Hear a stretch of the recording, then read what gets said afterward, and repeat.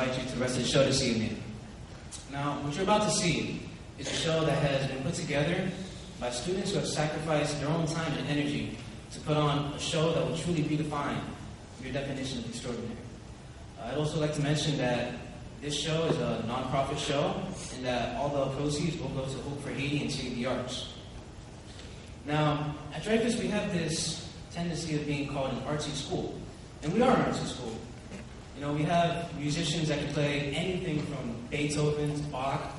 We have dancers and ballerinas who can stand on point for hours. We have painters who can paint a perfect profile of someone. And we have poets who can write poetry almost as good as Shakespeare. We also have actors who can truly touch the hearts of audiences. But tonight, we're going to show you that we are more than that.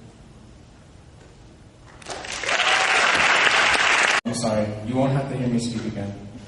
But, no, so, can I just get somebody, raise your hand, give me your favorite color? Man in a white shirt. Man in the white shirt.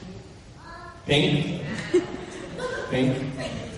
Okay, girl waving her arm very energetically. You. Orange? And somebody else. Girl in a green shirt? Green. Green. Really? Alright, and red? Baby blue? Okay, we'll try to work something out. Guys, another thing, we're not allowed to have phones turned on here or texting or anything. So can you guys please turn off your phones if you have a minute? Because we definitely do not want to hear your phone ring and hear something like this.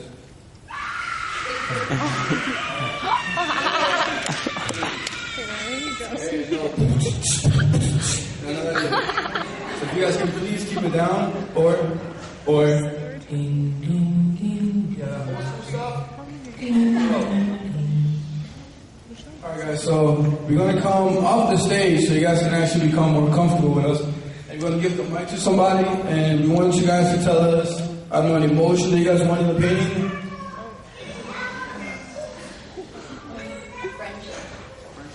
Okay, we can do some friendship. That's anybody else back here? Sir, would you like any emotions? Okay, we can do joyful. Anybody else back there? Mr. Bauer. I'm sorry I skipped your class today. I'm really sorry. That's funny. I'd like some birds in your picture, please. By the way, Mr. Bauer is one of our favorite bird watchers. I have another beautiful woman over here, which is my girlfriend. Sorry, I have to point that out. I want a son. We're not doing that part. Anyway. Alright, so we have a son, we have joyful, friendship, birds. Anybody else back there? Christopher? What? No, we're not doing any hatred. Yes, ma'am. Courage? Okay. What do you want? I want to go. Duel. No, I play Cookie Monster. Alright, so we're doing the Cookie Monster for sure now. Right here, anybody? Alright. What would you like? What's a salamander? No, I'm just playing. It's like and it has gills. It's like a frog. It's like a long, ugly frog. So we got a lizard. We got a lizard. We have birds. We have sun. We have joy. A narwhal. What? Okay. Alright guys, well thank you, and we'll be painting that for you guys in just a minute. Thank you for everything, and guys, once again, please turn off your phones. We don't want to hear no screaming. Thank you guys.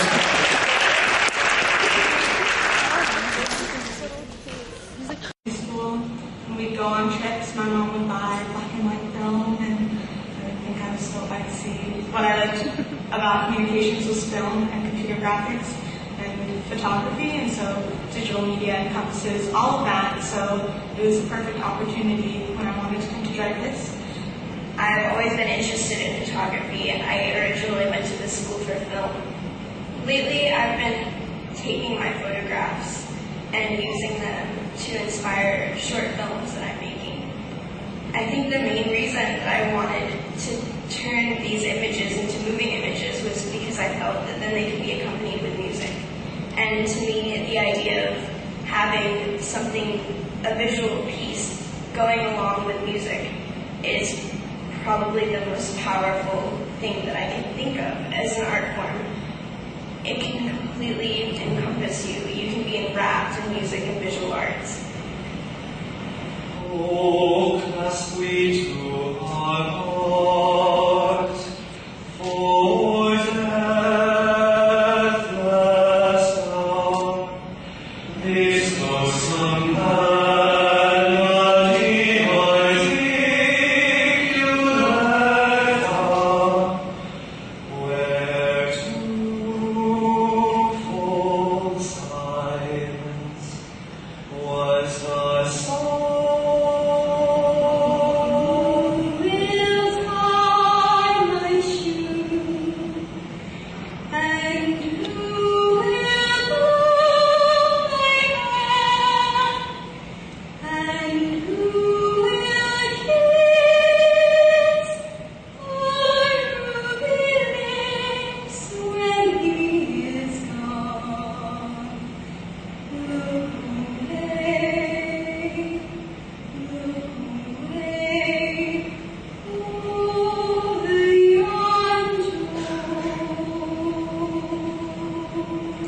I'm Charlie Maloney, and I'm a piano major at DreyFusion School of the Arts. In music, I sing, I play the piano, and I also compose.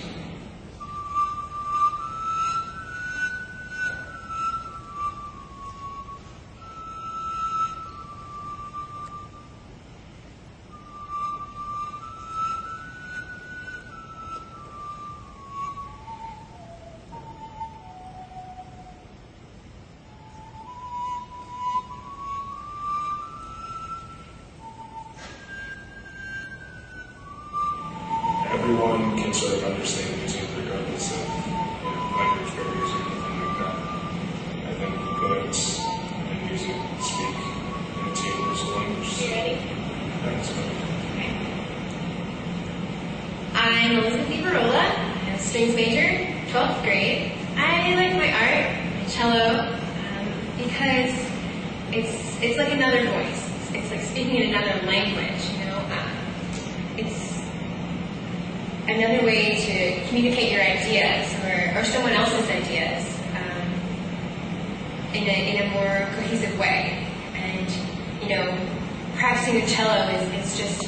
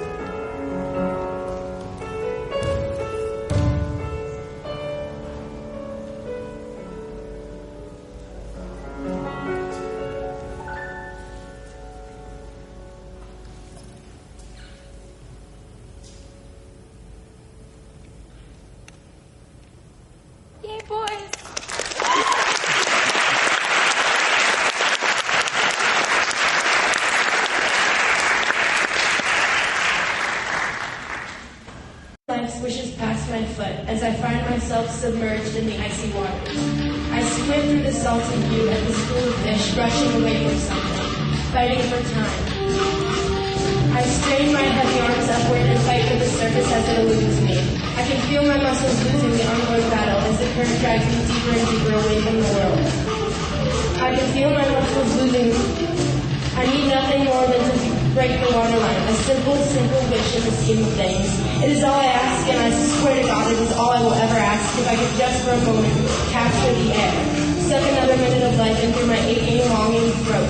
The fish are long gone now, leaving only their bubbles, and I am entirely alone, surrounded by nothing but the dense waters and my own inhibitions. Glancing below me, my eyes succumb to the hollow endlessness. Nothing but the dark abyss. The bottom is nowhere to be found, only a distant ideal. One way or another, I just wish to plant my feet in something again. Be it the bottom of the ocean or the blessed deep sand. This constant, unsteady rotation is merciless. I cannot remain here in this agonizing and losing battle. I need to be grounded. Whispered and screamed and pleaded faith. And she knew that she would then die a death of natural causes as she stared past the test and showed pregnant. She tried to reconcile with herself that it was nothing, that this was an accident. As she flushed a bottle of pills, this was an accident. They did not find you until morning. This was an accident. 4 hours of stomach pumps. This was an accident. Complications of birth, a range of your hips. This was an accident. This was never meant to happen. This was an accident. You were supposed to die. This was an accident. He doesn't love you. This is insignificant. These bones are insignificant. As you shake, as you hide, the rise and swell of these 2 heartbeats jackhammering open and splintering each bone. You gaze emptily on the floor in the hospital bed. Every breath a labor, every pain